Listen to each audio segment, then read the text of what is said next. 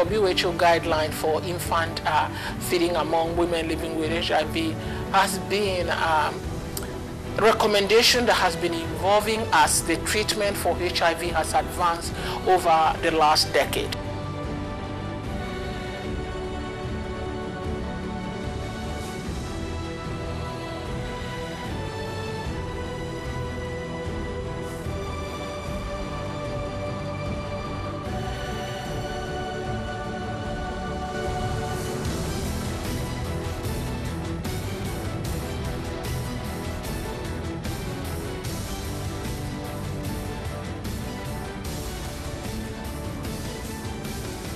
In the U.S. is the mothers aren't to breastfeed, they're the formula feed. Other developing countries, the mothers are to breastfeed if they don't have accessible to them formula.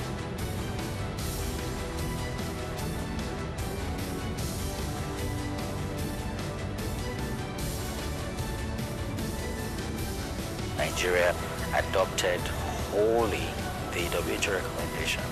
So that's what is in our national policy.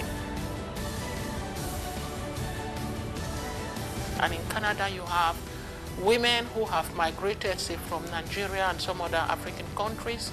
They have actually been practicing exclusive breastfeeding. And now they come to Canada, they're told they cannot breastfeed.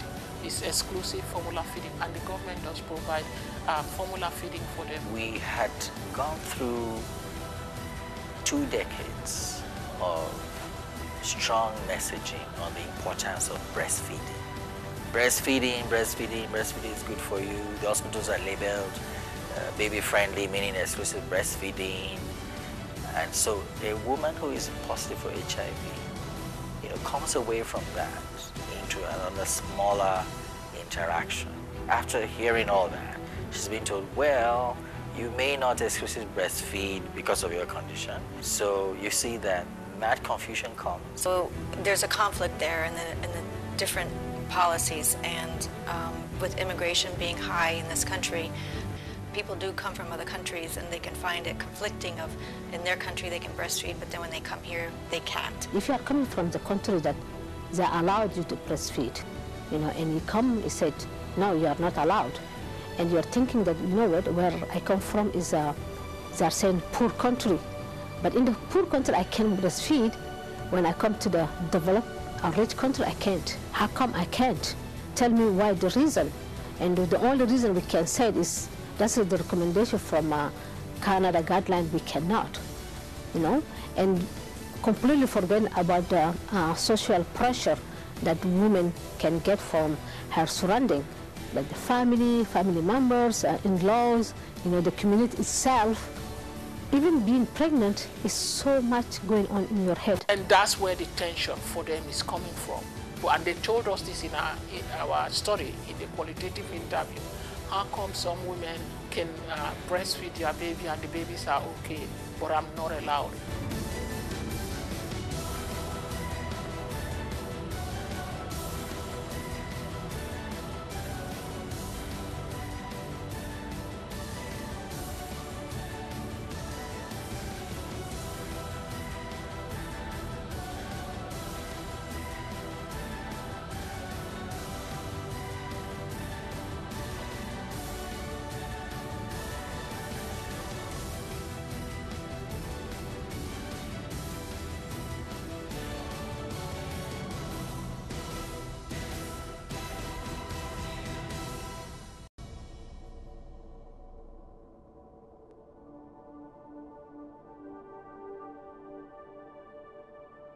Motherhood is worthy of attention in a woman's life.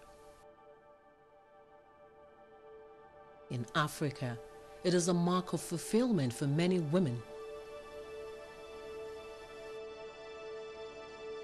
One of the high points of the process for women across the globe is breastfeeding of the baby.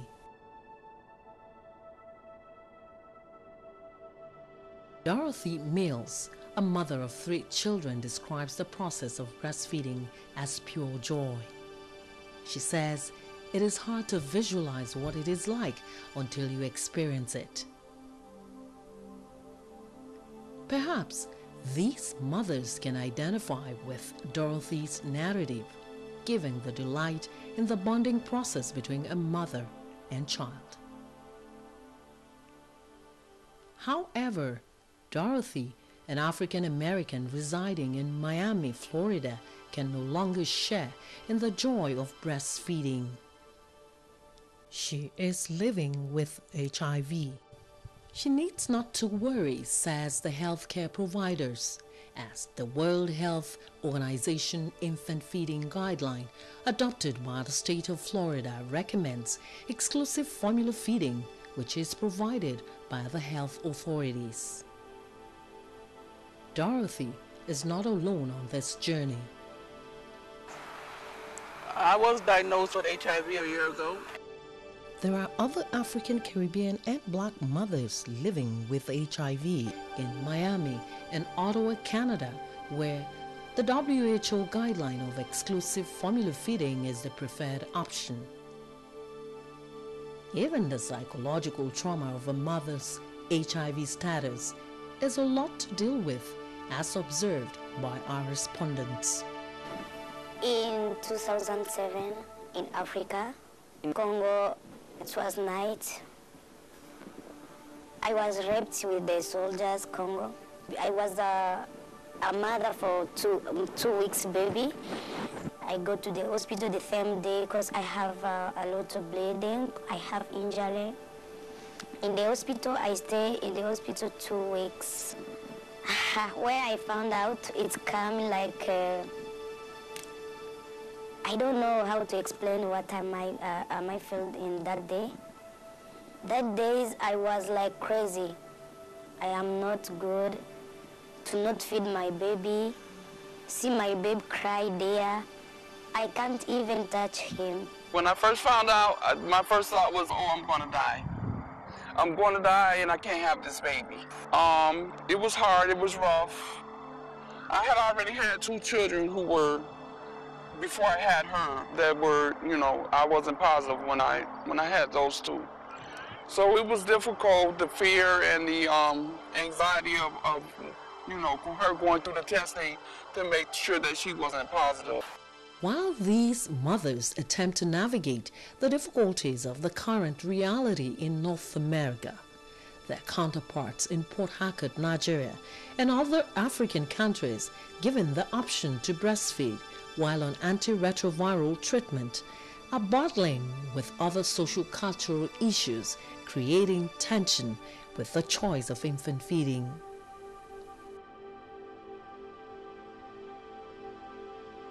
Women want to do it. They want to exclusively breastfeed their babies, but there's the pressure from home that, well, that baby cannot survive on only breast milk. Add water. Didn't we give you water to drink when you were a baby? Can you eat without drinking water, you know? So they have to go the extra mile of being defensive. And that's why I said spousal support is very important.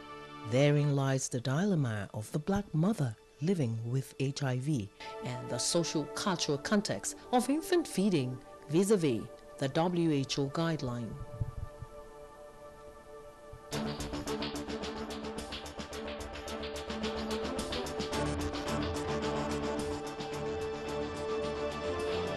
The message here starts with policy.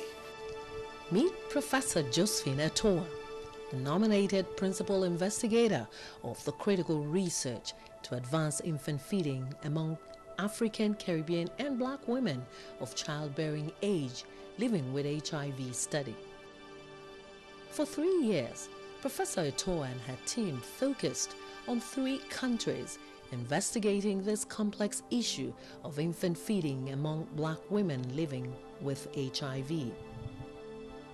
The goal and objective of this research is to actually examine the socio-cultural context of infant feeding among Black women living with HIV in the 3 countries that we've examined. And really, we came up with this goal based on the needs that were identified by community members. Somebody actually came to me from the community asking what can be done with women who are facing stress to just deal with the whole idea of living with HIV and having babies and having to make the difficult decisions of how to feed these babies. We put in the word critical to understand that feeding is more than meeting the nutritional needs of babies, that it is about understanding the environment, the context in which infant feeding occurs, which is motherhood. Feeding is an important part of motherhood. The principles of community-based participatory research guides the experiment. How did the team go about investigating this complex issue? In order to collect data among the African Caribbean Black women living with HIV, trust is something that is very, very important, because we have to know that until nowadays, even though there have been so much growth in the research and in HIV and AIDS, stigma is still very present. Discrimination is still very present. And therefore, it's not everybody who would like to disclose their status. I did find a way in, and that way in was to connect with people who were positive and were leaders or had leadership roles in these agencies and these support groups, and connect with them. And by connecting with them, that allowed me access to other women that were Black, female, positive, and had children while being positive. What we did was to go to their support groups. Now that wasn't exactly easy, because the support groups had the presidents and one or two other bureaucracies around just getting to the women. And that's understandable because of the ethics and all around it. So we went through the support group, but these support groups are localized in hospitals. So they actually got to the women in 3 different types of hospitals. There was a faith-based hospital, a public one, and then a private-public mix kind of hospital, and that was where we got to the women in their support groups. In the course of the study, we were then able to reach community members such as gatekeepers in the areas where we had actually interviewed the women. So first we went to the government, went to get ethical approval, then later on went to the hospitals, and then from the hospitals went to the support group leaders, and then we reached the women.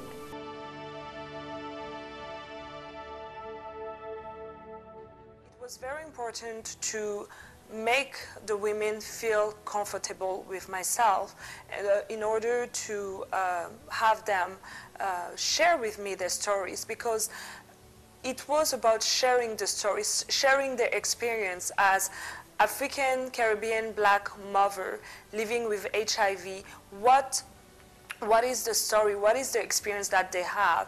So I attended a lot of events at ACO, on other community events where I could find ACB women. Initially, we had to go into the community and find where these mothers are. So we went to different support groups. We connected with community leaders who gave us access to the mothers. And then we also talked to healthcare providers at the hospital, at the county hospital here. And we collected information from them as far as their perspectives on mothers living with HIV. And then we held community meetings once a year where the community leaders and the mothers came together and discussed the data that we collected. Gaining access really seemed to center around having someone validate me who was already inside. And through that validation, people opened up to me.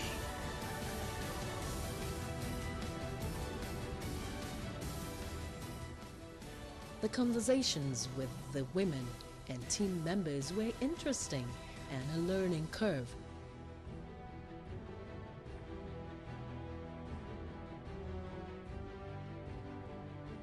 We picked on ACB community, that is African, Caribbean, and Black, and we used that concept to be able to capture people of African descent. We pick up there because there are people that are disproportionately affected by HIV. Nearly 50% of the people affected by HIV are women of childbearing age. And when you look at our 3 sites, whether it's in Port Harcourt, Nigeria, in Ottawa, Canada, in Miami, USA, you would find out that a significant portion of the women who have HIV are from the Black community. We chose to also look at women of African descent or Caribbean descent because we know that those ingrained cultural influences still play out, even when they have moved to other environments. We found out that mothers whose cultural beliefs in their place of origin are unopposed to the guidelines were more likely to exclusively formula feed instead of mixed feeding. We also found out that psychological factors such as perceived stress influenced infant feeding choices among these mothers living with HIV. For instance, in Nigeria, 66.7% of the mothers were abiding by the guideline of exclusively breastfeeding their babies while on antiretroviral therapy. That means 33.3% of the mothers were not abiding by the guidelines. And then in Miami, Florida, USA, we found that 75.6% of the mothers were abiding by the guidelines, which also implied that 24.4% were not abiding by the guideline. Remember that the guideline in Miami, Florida is exclusive formula feeding. In Canada, the result is interesting because up to 90.8% of the mothers were abiding by the guideline exclusive formula feeding. The health workers were very supportive. With the help and the help of my husband, that I'm able to keep to what they are telling me to do. All the advices they tell me, I follow it up. And I also felt it's important to protect the innocent baby in my womb. I breastfeed the baby for 6 months without water and formula. And it has really helped me economically and health-wise. Because for that period of time that I breastfeed my baby, my child did not fall sick. The majority of the women are adherent to the policy, which is there to formula feed their baby. They tend to adhere to it. The simple reason is because the outcome for them is beneficiary to their baby. So it's geared towards what happens to the baby. The conflict that I got from moms who wanted to breastfeed is that they wanted the intimacy of nourishing their child. They wanted the connection. They wanted to feel like mothers, and not breastfeeding took away some of that experience from them. So one thing that I came away with is that from what they described about their home lives, they all seem to have some extent of privacy. You never really knew what occurred. You know what they were telling you, but I don't know if I can actually vouch for what they did or didn't do in terms of infant feeding with their children. This is my child. I'm going to do what I got to do to take care of my child. I'm going to breastfeed him so he gets my nutrients, so that we have that closeness from the heart to a heart. In the African Caribbean context, culturally speaking, women being able to breastfeed is tied in to their whole identity as being mothers and motherhood. So in situations where women are not able to breastfeed, it can create a sense of a loss of identity, you know, as a mother, a sense of loss of bonding with your newborn child. So that can pose a big challenge for somebody who's not able to breastfeed. In the North American context, where you can feed the baby with formula and just feel, okay, I'm not infecting the baby, but then you have to deal with the cultural pressure of, why are you not putting the baby to the breast? What is going on with you? And so they're hiding. Some of them even move from where they live to go and live elsewhere where they would not meet community members. That became a source of stress for them. Then you look at a place like Nigeria, you say, okay, they are all encouraged to breastfeed, so they shouldn't face that pressure. Well, they have a different kind of pressure. They're breastfeeding, but at the same time, they're feeling the pressure that, well, I have this virus. I may infect my baby. I don't even have money to, or the access to get my medication on a regular basis. I'm not sure that my viral load is suppressed, so I may infect my baby. There's another source of stress. So you can see all of these dynamics happening, but also in countries like Nigeria, using infant formula feeding is a thing of class. People who can afford it can afford to buy formula and will prefer to use that. And so it also affected their adherence to guideline. So knowledge of the guideline was quite high in all of the 3 sites. The other issue is the potential disclosure of your HIV status in the neighborhood or within the family, or among parents who may be wondering why you're not breastfeeding your baby, and you have to discuss why and what's the reason why you're not doing it. I had some cases of patients wanting to actually move from the place where they were living to go to another place, away from the neighborhood, so away from close friends, because they wanted to know, they're so curious to know why, what is the reason why you're not breastfeeding your baby, and you don't want to disclose your status for HIV. What was very clear to me is and that I could feel, is the stress that ACB women living with HIV are experiencing every day. The stress level is very high. You know, we are fighting for human rights. But when it comes to that specific issue of women living with HIV, women infant feeding, her right is taken away. The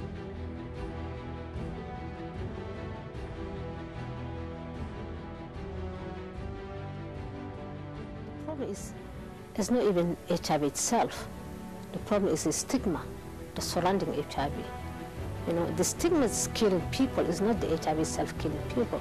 Because stigma will not allow you to go to one, test and see if you are HIV positive or not, or negative.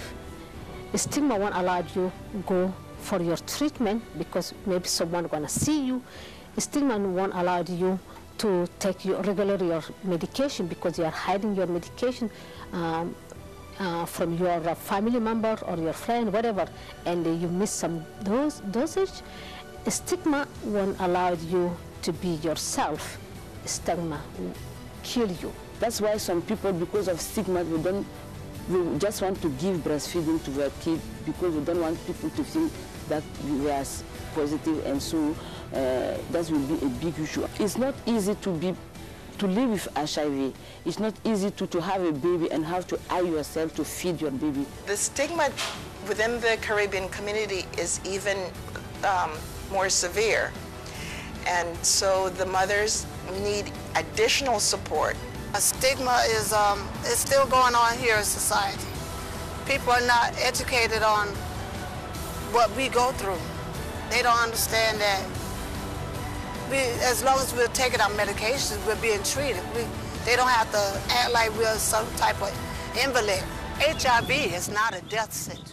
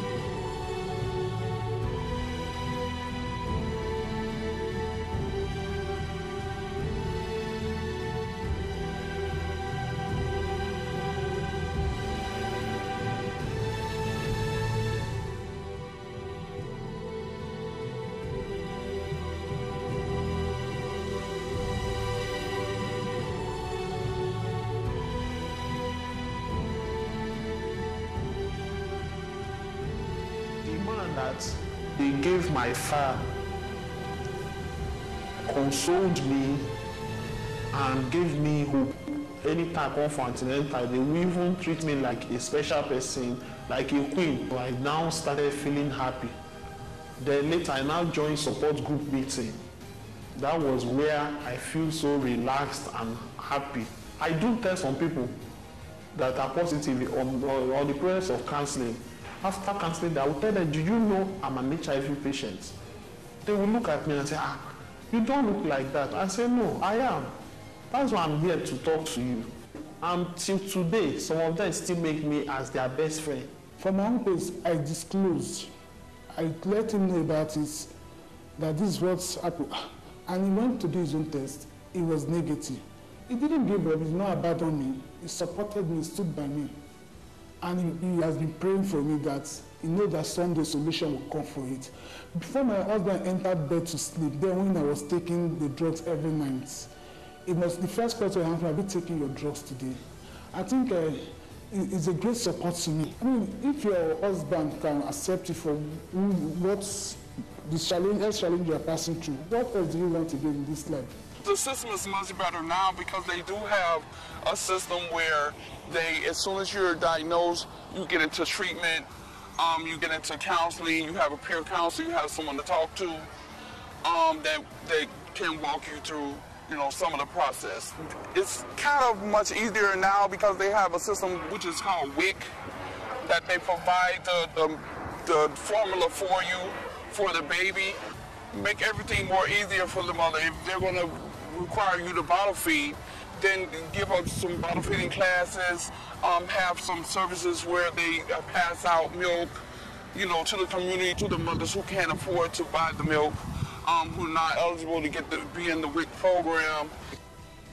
When it comes to HIV and mothering, HIV is not the first factor. It's being a mother to their child and being able to provide and being able to express that mothering and the full totality of that experience. So, policies, regulations, interactions with people who are positive should always center on their humanness. I believe that when you're caring for people, if you want a process to be infused into their life, into their culture, into a community, it has to be one that works with them. The message here starts with policy. Let's start with the bigger policy. Any policy that is developed to look at women who are living with HIV in the context of infant feeding needs to take into consideration the cultural context of these women, the social context of these women, what is going on in their life. These women need to be involved. Their perspective needs to be captured in those policies. That way it can be actually relevant to them. But we also need to talk about the education system. Are we educating both providers and families about other reasons why women may choose not to breastfeed, so that they don't just conclude the stigma surrounding not breastfeeding and being seen as a bad mother because you did not breastfeed. We need to address some of those issues. We have gone across the Atlantic Ocean to talk with people in Port Harcourt, Nigeria. Gone back to Canada to talk with people in Ottawa, Canada, and in Miami to talk to people in the US. And we've discovered so much. They've given us so much information. So now what? It is up to us now to take this information and use it to create change. In keeping with the principles of community-based participatory action research, the action is a collective one. They've given us ideas including traditional knowledge translation approaches, such as publications, which we've started working on already. We've had a number of manuscripts that have been submitted to peer-review publications. They've given us ideas around sharing this information through conferences. We've done that as well. And now we are moving more to some of the innovative approaches they've talked about. Doing YouTube videos, doing a documentary that can be used in classrooms to teach, doing presentations to policy audience, to the various stakeholders that have been central part of this work. We've done a number of presentations in different cities, and we will continue to do presentations with our partners. So in Port Harcourt, for instance, we've had that engagement with people from the Ministry of Health and from those facilities, the authorities from those facilities where we selected the women from. We also had a session with community leaders in the communities where the women live. And we've been able to also collect their perspectives regarding what we have found. So we hope that having even talked with a cross-section of people in authority, that will give us the opportunity to be able to take it further. So this study adds to making progress because we had different people here, healthcare providers, educators, and we had a mother here exchanging ideas, letting people know that this is the problem going on. They're going to take that information, and wherever they're practicing, working in the community, it's going to start rippling out there. They have to let the woman decide, help the woman decide the choice that they're going to make. It's a very complex social issue. Try to understand the different dimensions that come into it. Listen, the best thing you can do is listen, be respectful, do not judge, and then make sure that you facilitate the decision that the women will make for themselves. That, I feel, is the best thing that we can do. Dorothy Mills has been living with the virus for 28 years. Her desire at the moment is to mentor new mothers living with HIV to overcome the stress associated with motherhood and living with the virus, while waiting for a more friendly policy that allows the freedom of choice of infant feeding. My daughter, who I was found out I was positive when I was pregnant, she's 28 now. She's driving. She's negative. She's living a wonderful life. And just to let the mothers who are out there who find out they're positive when they're pregnant, your babies can come up negative, and you can, even if they're not negative, there's medicine now, and they can live very healthy and successful lives.